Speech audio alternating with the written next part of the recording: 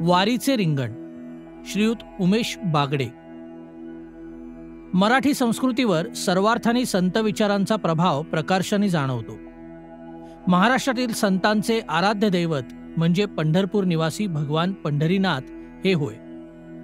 समदृष्टी, समचरण उभा असा विठोबा दीनांचा कैवारी, प्रेमळ भक्तांचा लेकुरवाळा आहे। भक्तांच्या समवेत राहून प्रेमाची उधळण करणाऱ्या विठ्ठलास प्रतिवर्षी मोठ्या संख्येने भक्त पायी चालत त्यांच्याच नामात दंग होत भेटावयास जातात। या भक्त आणि भगवंतांच्या भेटीच्या प्रवाहास वारी या नावानं संबोधलं जातं। वारी हा महाराष्ट्राच्या आध्यात्मिक संस्कृतीचा महत्त्वाचा घटक आहे। आषाढ महिना जवळ आला की सबंध मराठी मनास आषाढी पायी वारीचे वेध लागतात। महाराष्ट्रामध्ये समाजमन जागवण्याचं महत्त्वाचं काम वारकरी संत मांदियाळीने केलं आहे।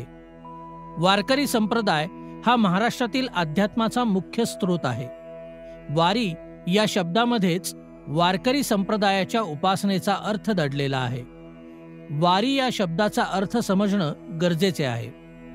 आपल्या स्वस्थानापासून आपल्या उपास्य देवतेस पायी चालत भेटावयास जाणं आणि पुन्हा स्वस्थानी परतणं याची पुनरावृत्ती करत राहणं यास वारी असं म्हटलं जातं।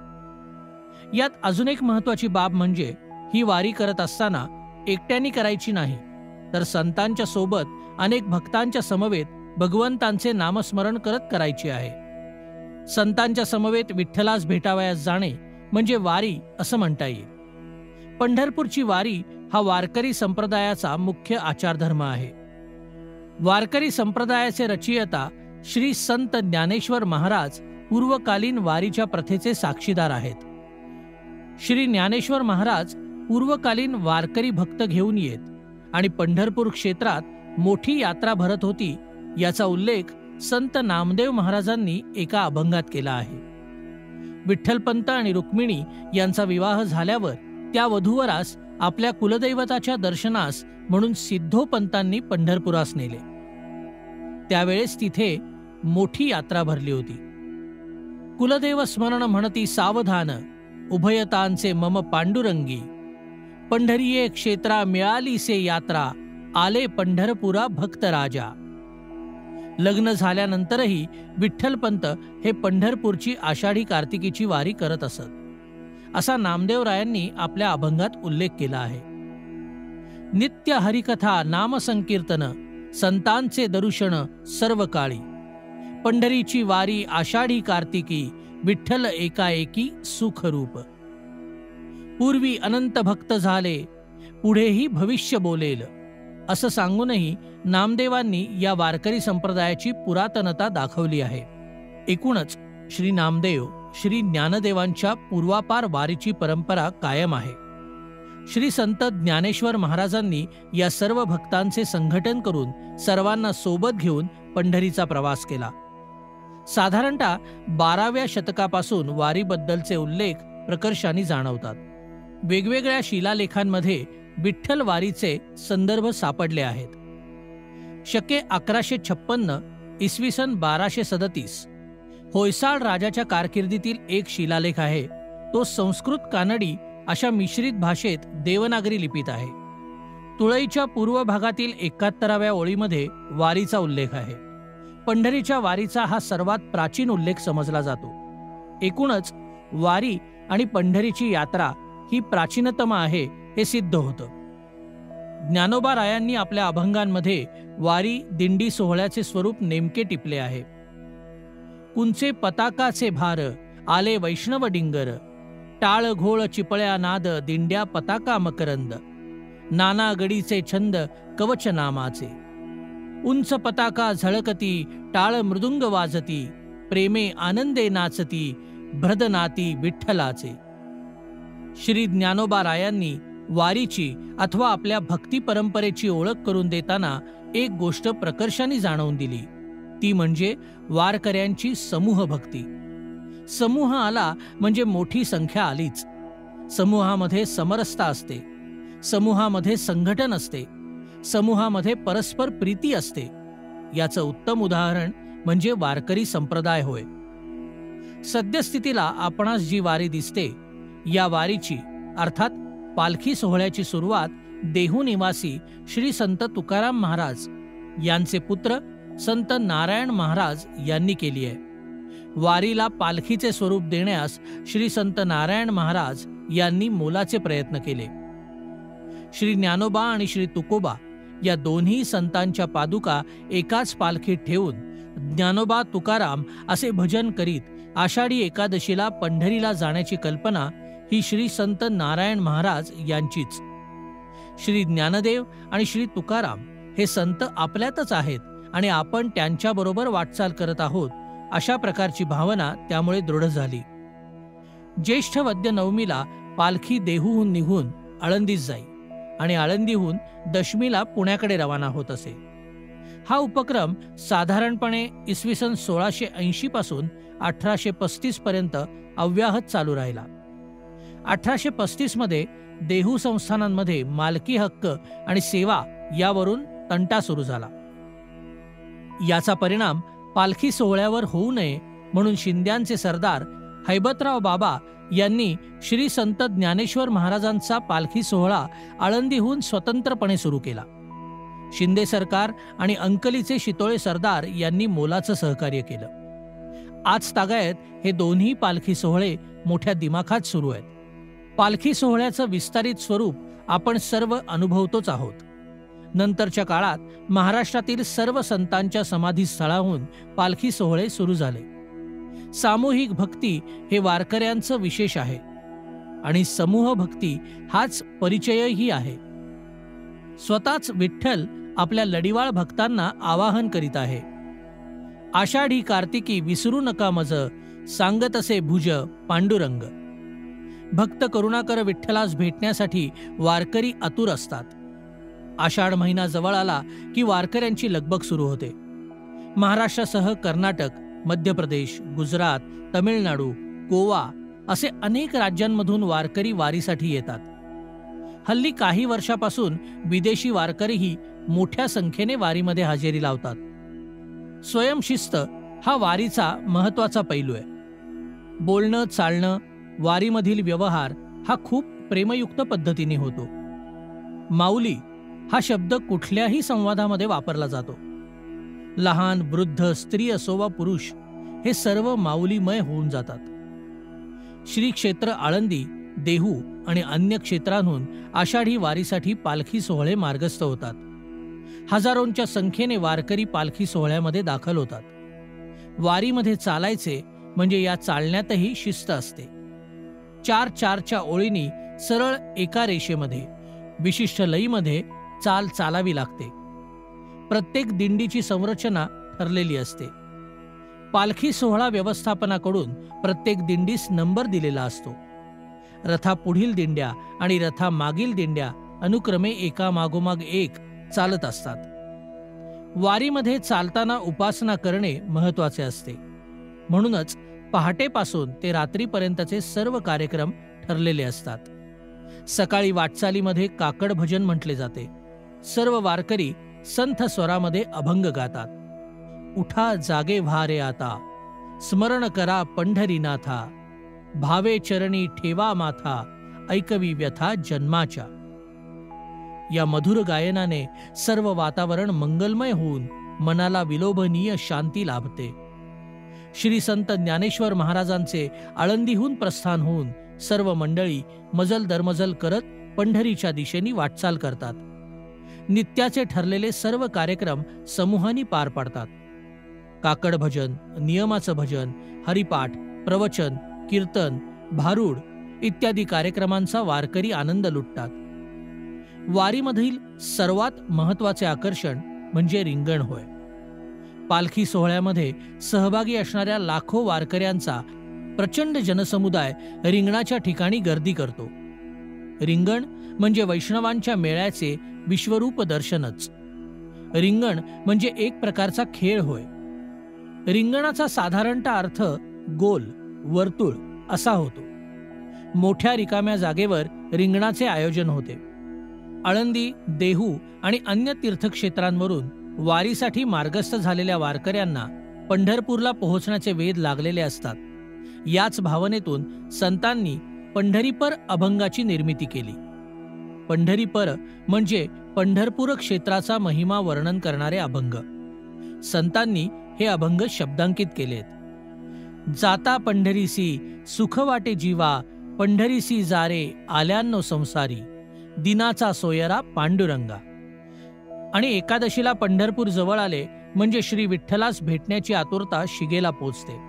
या भावनेतून विठ्ठलपर अभंग निर्माण झाले, म्हणजेच विठ्ठल भगवंतांचे वर्णन करणारे अभंग. कानडाव विठ्ठल कर्नाटकू, तेणे मज लावियेला बेधू, विठ्ठल विसावा सुखाची सावली. श्री विठ्ठलास भेटण्याची आस मोठ्या आनंदाने प्रवाहित होते. भजनात दंग झालेला वारकरी तुकाराम धावा करून सुसाट धावत सुटतो. तुका म्हणे धावा आहे पंढरी विसावा. तुकाराम महाराजांचा हा अभंग म्हणताना बेभान होऊन उल्हासित होऊन पंढरपूरकडे उत्साहाने प्रवास सुरू होतो. रिंगण हे वारीमधील विशेष आकर्षण आहे. वारीमध्ये चालणारे वारकरी ज्याप्रमाणे रिंगणामध्ये सहभागी होतात, त्याप्रमाणे रिंगण बघणाऱ्यांची संख्याही प्रचंड असते. रिंगण वारीमध्ये केव्हा अथवा कधीपासून सुरू झाले याची माहिती मिळणंही तसं अवघडच आहे. वारी जशी पुरातन आहे, तसंच वारीमधील काही उपक्रमही तितकेच जुने म्हणावे लागतील. रिंगण वारीमध्ये कसे आले याचा विचार करताना एक गोष्ट लक्षात घेतली पाहिजे, ते म्हणजे वारकरी संप्रदायाचे इष्टदैवत हे श्री विठ्ठल आहे. विठ्ठल हे श्रीकृष्णाचेच रूप आहे. म्हणून वारकरी उपासनेमध्ये कृष्णचरित्र आणि कृष्णलीला यांचे विशेष महत्त्व आहे.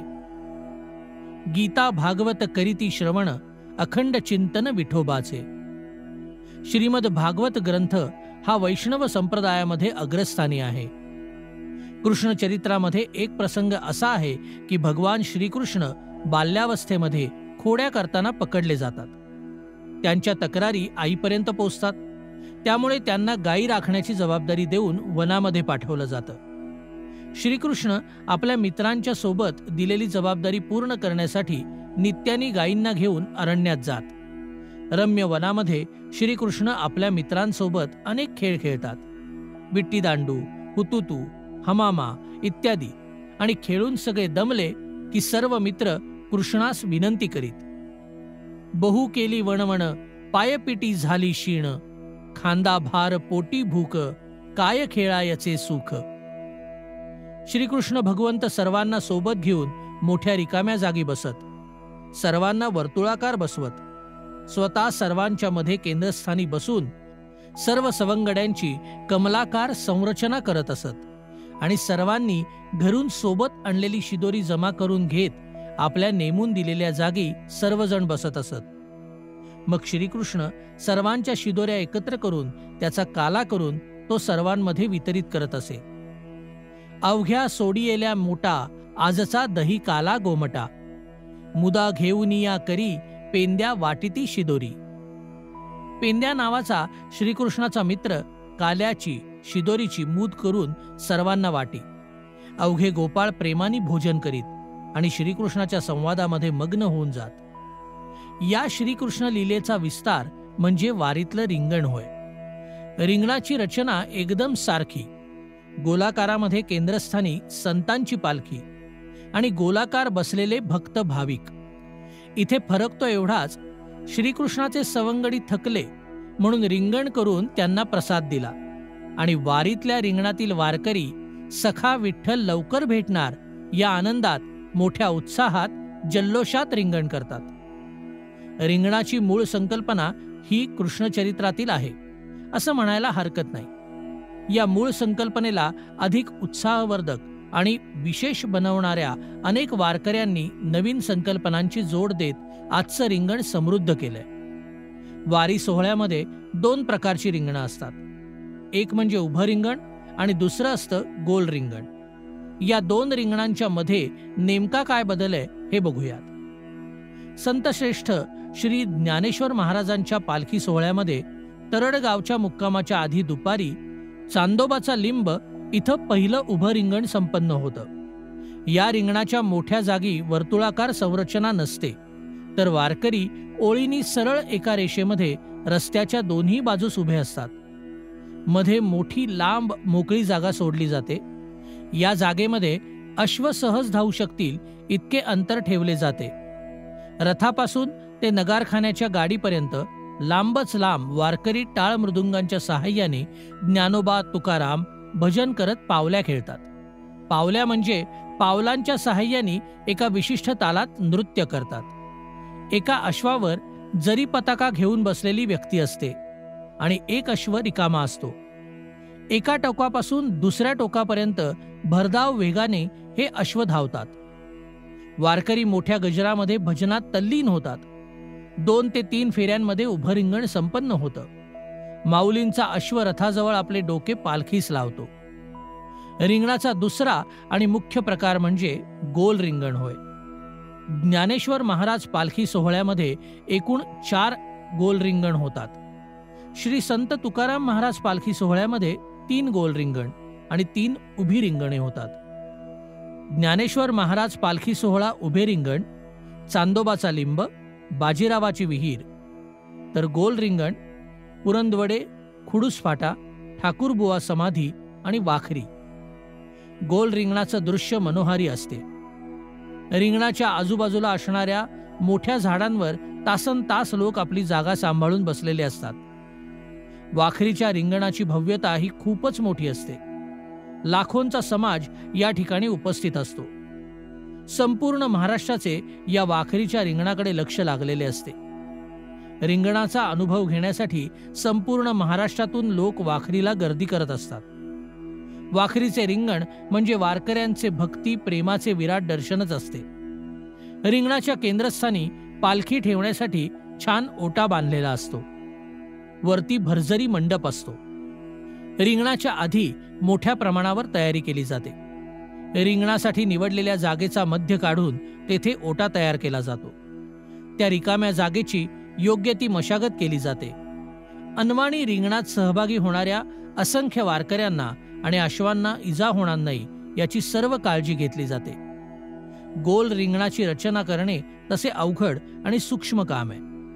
वारीतील चोपदार मंडळी आणि अनुभवी मंडळी हे काम नेमकेपणाने करतात.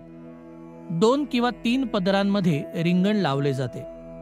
पालखी, वारकरी, अश्व, वारकरी यांना धावण्यासाठी मोठी रिकामी जागा, रिंगण बघण्यासाठी आलेले असंख्य वारकरी असा क्रम असतो. रिंगणात प्रवेश करण्याची ही मोठी मौज आहे आणि कमालीची शिस्तही आहे. दिंडी क्रमांकाप्रमाणे पालखी सोहळा व्यवस्थापन दिंड्यांना रिंगणामध्ये जाऊ देते. पालखीच्या ओट्याभोवती वारकरी आपली जागा निश्चित करून सहभागी होतात. प्रत्येक दिंडीची जागा आधीच ठरलेली असते आणि आपल्या जागेवर वारकरी शिस्तीने उभे असतात. रिंगणाचा हा पहिला भाग पूर्ण होतो. नंतर अश्वांना प्रवेश दिला जातो. अश्व आपल्या जागेवर उभे केले जातात आणि शेवटी असंख्य भाविकांचे मोठे गोलाकार कडे असते. सर्वात शेवटी पालखीचं आगमन होतं. रिंगणाच्या मधोमध केलेल्या वाटेने मोठ्या ऐश्वर्यामध्ये पालखी केंद्रस्थानी नेली जाते. यावेळी दर्शनासाठी एकच झुंबड उडते. पालखी खांद्यावर घेणाऱ्यांचे कौशल्य तर आगळेच असते. मुख्य स्थानावर पालखी जाईपर्यंत पुष्पांचा वर्षाव होतो. माऊली माऊली माऊली असा एकच गजर होतो. या आवाजाने वातावरण मंगलमय होऊन जातं. अश्वांचा रोख सांभाळून असणारी मंडळी अश्वांना दौडीसाठी सज्ज करून उभी असतात. एका अश्वावर जरी पताका घेऊन एक स्वार बसलेला असतो. दुसरा अश्व हा रिकामा असतो. त्याच्या पाठीवर मऊ मुलायम छोटी गादी बांधलेली असते. त्याच्या कपाळावरती चांदीच्या पत्र्यावर रेखीव श्री ज्ञानेश्वर महाराजांची प्रतिमा कोरलेली असते. या घोड्यावर श्री ज्ञानेश्वर महाराज स्वार असतात अशी सर्वांची भावना असते. जरी पताका असलेल्या अश्वास माऊलींचा अश्व म्हटलं जातं. त्याच्यावर स्वारी करण्यासाठी प्रत्येक जण आतुर असतो. स्पर्श होताच धन्यतेची भावना उरात साठवून आनंदात रममाण होणारे भाविक नितांत भक्तीमध्ये न्हावून निघतात. सूचना मिळताच अश्व धावण्यास सुरुवात करतात. निशाण पुढे धावते. भरधाव वेगाने येणारे माऊलींचे अश्व काही क्षणात मागे टाकतात. टाळ्यांचा कडकडाट करत माऊली माऊलीच्या स्वरात असंख्य वारकरी आनंद व्यक्त करतात. 3 फेऱ्यांनंतर अश्व धावण्याचे थांबवून शांत होतात. मग पावल्या आणि उड्यांचे खेळ होतात. एका वेळेस केवळ मृदुंगाचा नाद, तो झाला की टाळांचा नाद आणि जयघोष अशी साखळी करत रिंगणाचा आनंद द्विगुणित होत जातो. हे सर्व खेळ डोळ्यात साठवण्यासाठी लोक प्रचंड गर्दी करतात. रिंगणामध्ये वारीत सहभागी असणारे विणेकरी हेही एक प्रदक्षिणा पूर्ण करतात. पखवाज वाजवणारे यांचीही एक प्रदक्षिणा होते. श्री संत तुकाराम महाराज आणि श्री संत सोपानदेव महाराज यांच्या पालखी सोहळ्यांमध्ये मेंढ्यांचं रिंगण होतं. खरं तर रिंगण हा आनंदोत्सवच असतो. इतका लांबचा पल्ला पार करून काही कालावधीत आपण आपल्या गंतव्याशी जाणार. गेली अनेक दिवस केलेला प्रवास थोड्या कालावधीत संपणार. आळंदी देहूपासून सुरू केलेल्या प्रवासामध्ये जो काही थोडा थोडा आनंद प्रेम मिळवलेले असते, त्या आनंदाचा सागर म्हणजे रिंगण होय. विठुरायाच्या दिव्य दर्शनाची प्रचिती म्हणजे रिंगण. विठुरायाचे जनार्दन रूपातील दर्शन म्हणजे रिंगण. अवघा रंग एक झाला, रंगी रंगला श्रीरंग. रिंगणामध्ये पावसामुळे झालेला चिखल जेव्हा वारकरी खेळ खेळत एकमेकांना लावतात, तेव्हा श्रीरंगाचे व्यापकत्व मातीच्या तांबूस रंगाने अधिक खुलून दिसते. रिंगणाबद्दल लिहिताना अनेक घटना समोर उभ्या राहतात. खरं तर रिंगणाचा अनुभव घ्यायचा असेल तर आपणास वारकरी व्हावं लागेल. आणि वारकरी होण्यासाठी काहीही बंधनं नसतात. अंतःकरणामध्ये श्री विठ्ठलाबद्दल प्रेम आणि श्रद्धा, समर्पण असेल तर आपण स्वतःच आनंदरूप होऊन जातो. जीवनरूपी रिंगणात कायम फेऱ्या मारणारे आपण आनंदाच्या जवळही जात नाही. असतो तो आनंदाचा आभास. चला तर मग रिंगणात सहभागी होऊन शाश्वत आनंदाचा नितांत उपभोग घेऊया.